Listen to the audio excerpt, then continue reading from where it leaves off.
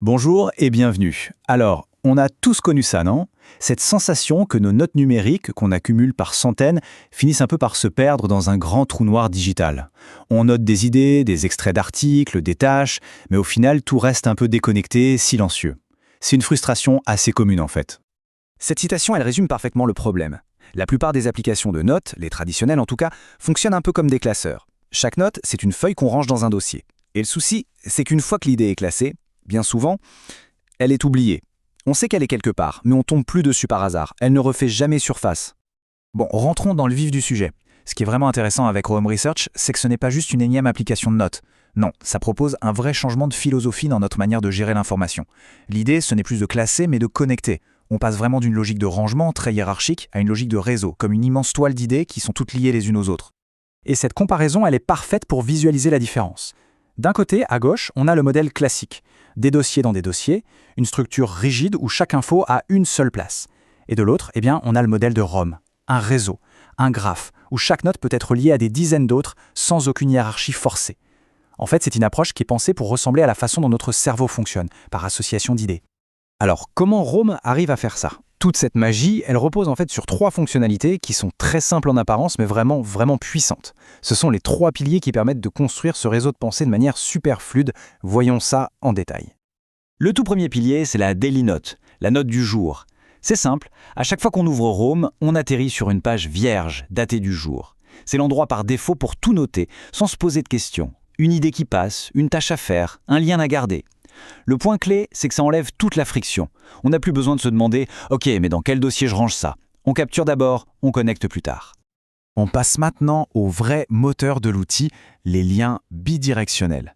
C'est tout bête. Il suffit de mettre des doubles crochets autour d'un mot ou d'un concept pour créer une page dédiée. Mais là où c'est génial, c'est que Roam crée automatiquement un lien en retour. Du coup, quand on est sur la page du concept, on voit partout où on en a déjà parlé. C'est un peu comme si on construisait son propre Wikipédia personnel qui s'organise tout seul. Et voici ce que beaucoup considèrent comme le véritable super pouvoir de Roam, les références de blocs. Il faut comprendre que dans Roam, chaque ligne, chaque puce est un bloc, une petite unité d'info. Et avec des doubles parenthèses cette fois, on peut citer non pas une page entière mais un bloc bien précis, une phrase, une citation, une tâche, et l'intégrer n'importe où ailleurs. L'idée est donc réutilisée mais jamais dupliquée. C'est ça qui crée des liens très profonds entre nos pensées.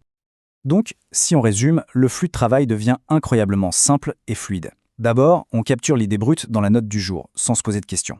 Ensuite, on la connecte à des concepts plus larges avec les liens de page. Et enfin, on peut réutiliser des morceaux de pensée très spécifiques dans de nouveaux contextes grâce aux références de blocs. C'est une boucle continue. Capturer, connecter, créer. D'accord, on a vu le comment et c'est assez impressionnant. Mais maintenant, il faut se poser les bonnes questions. Le pourquoi et le pour qui. Si Roam est si puissant, est-ce que ça veut dire qu'il est fait pour tout le monde? Quels sont ses meilleurs cas d'usage? Et surtout, quels sont les compromis à avoir en tête? Alors même si son nom contient le mot research, Roam a très vite dépassé le seul cadre de la recherche. C'est devenu un outil hyper populaire pour ce qu'on appelle la gestion de connaissances personnelles, le fameux PKM. Des méthodes comme le Zettelkasten y trouvent un terrain de jeu parfait. Certains l'utilisent même pour gérer toutes leurs tâches. Bref, sa flexibilité le rend vraiment adaptable à plein de manières de travailler. Et cette flexibilité et cette puissance, elle ne sort pas de nulle part. Sous son interface très simple, très épurée, Roam n'est pas qu'un éditeur de texte. C'est une véritable base de données construite sur une technologie qui s'appelle Datomic.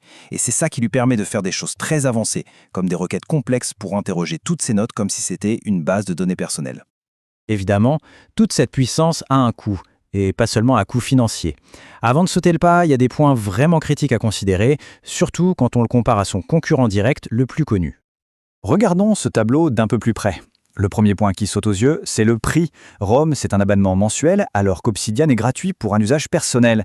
Mais la différence la plus fondamentale, elle est ailleurs, c'est le stockage. Roam est 100% dans le cloud, alors qu'Obsidian travaille avec des fichiers qui restent en local sur sa machine, et ça change tout en termes de confidentialité, de contrôle sur ses données et de pérennité. Et puis, il y a la structure. Roam impose sa vue en liste à puces, là où Obsidian offre une flexibilité totale. Au final, on se rend compte que choisir Roam ou un autre outil, ce n'est pas juste une question de fonctionnalité ou de prix. C'est bien plus profond que ça. C'est presque une question de style cognitif, de choisir la méthode de pensée qui nous correspond le mieux. Et tout ça, ça nous amène à la question finale, celle qui résume tout. Est-ce qu'on préfère que son deuxième cerveau soit comme une bibliothèque super bien organisée, où chaque livre a sa place et ne bouge pas? Ou est-ce qu'on est plus à l'aise à l'idée d'explorer une immense toile d'araignée, où des connexions surprenantes et inattendues peuvent apparaître à n'importe quel moment? C'est en répondant à cette question qu'on sait vraiment quel outil est fait pour soi.